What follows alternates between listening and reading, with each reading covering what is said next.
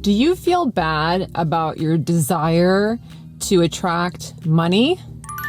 If you do, you are not alone. Many people, especially those who are very interested in spirituality and consciousness, often feel a tremendous amount of guilt at the idea of having a desire for money. So is desiring money a bad thing?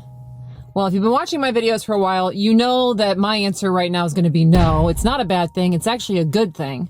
But in this video, I really want to get into why your desire for money is actually a good thing, so you can be okay with the idea of materializing your success rather than blocking it unconsciously. Now, if you're excited to watch today's video, please give it a thumbs up right now. And we're going to go ahead and get right on into the video.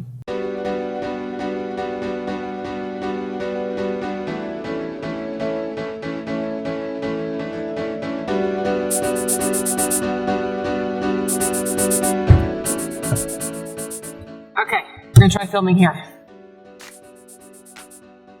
Okay, so the first thing to understand about this question of is it bad for you to desire money is that nothing is inherently good or bad.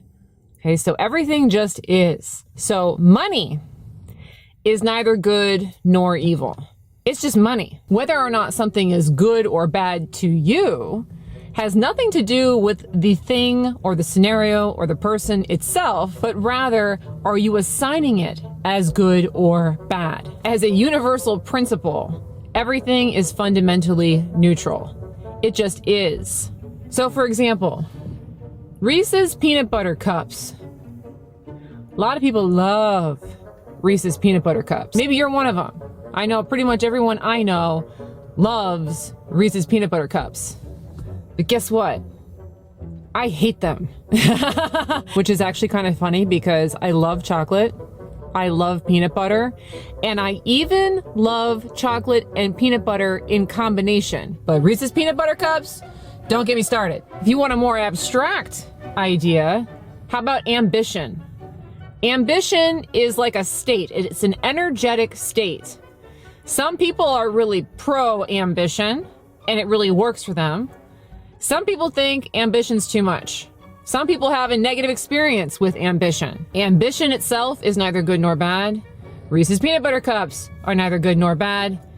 And yes, money is neither good nor bad. Just a quick pause to say thank you to all of my subscribers out there. I have recently gotten over 70,000 YouTube subscribers. So thank you so much for subscribing to my channel and supporting my work. And of course, if you haven't yet subscribed to my channel, please do. I sincerely appreciate it. As creators of our reality, we are the ones assigning meaning to everything. We are the ones that put labels on everything. When we label things as good, we reap positive benefits from those things.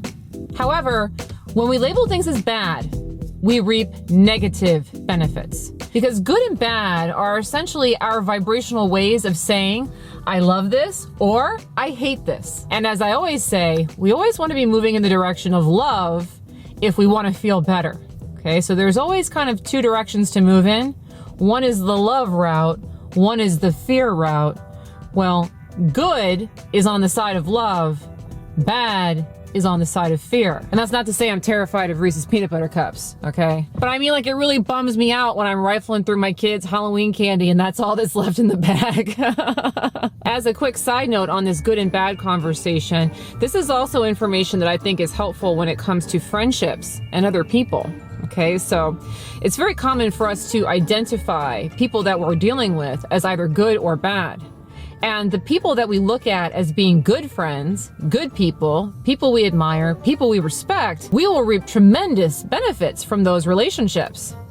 But should that relationship start to sour, and we start to identify that person as a bad person, a person with ulterior motives, guess what kind of person we start to line up with? So for the sake of your happiness, and for the sake of creating a reality that you prefer, it is absolutely critical to understand that the things that you are engaging with on a regular basis have a tremendous amount of power to either create positively or negatively in your environment. To have positive results from those things, the best thing you can do is label them as good. And if you're like me, or most people I know, money is something you're interacting with on a regular basis. You know, it's something you're pulling out of your wallet, perhaps every day. It's something that you're checking in your bank account, or it's something that you're tallying, or it's something that you're counting, but it's something that you're dealing with on a regular basis. And so if every time you pull out your wallet, every time you pay a check, every time you deal with money in any way, shape, or form, you're sitting there feeling like money's a bad thing. Money's a bad thing. Money's a bad thing. Guess what? You're gonna have problems with money, because money will reflect what you're putting on it. Money will become the embodiment of the vibration you label it with. So if you label money as bad, you're gonna have a bad experience with money. Again, money's fundamentally neutral. It means nothing. It just is. It's just paper. And actually, in a lot of cases, it's not even just paper. You know, it's an imaginary number somebody typed into a screen somewhere. That's it, okay? But if every time you're dealing with it, you're labeling it as a good thing, guess what? You will receive good from money. You will not receive bad. Oh, and before I get too far ahead of myself, I would like to mention that I have created an abundance playlist. So if you are enjoying this video and you would like to learn more about abundance attraction through the law of attraction, I'd highly recommend checking out that playlist. And if you'd like to look through this playlist after you're done with this video, go ahead and look below in the description for a link on that. Let's take this conversation a step further, because I think a lot of what gets into people's minds about why it's bad to attract money is that it feels selfish. You know, like I'm attracting it, it's for me, it's for my material good, and I'm only thinking about myself. Well, here's the thing. If you label money, and if you label your desire for money as being a good thing, guess what? It is completely incongruent with having a negative impact on other people. Through the law of attraction, you cannot label something as being good, heavenly, wonderful, and have it manifest in a way that negatively impacts other people, negatively impacts people that you care about. See, if you're living in a world where you're creating money is good, money is a positive thing, my desire for money is a positive thing, it's good for me to be making money, it's good for me to be receiving money. If that's the label you're putting on it, you're not going to attract scenarios where people are being hurt by your money. They're being hurt by you attracting it. Rather, you're going to attract situations that show you that you attracting money is good, period, meaning good for you, but good for everybody else. Please understand that if you label your desire as being bad, then guess what?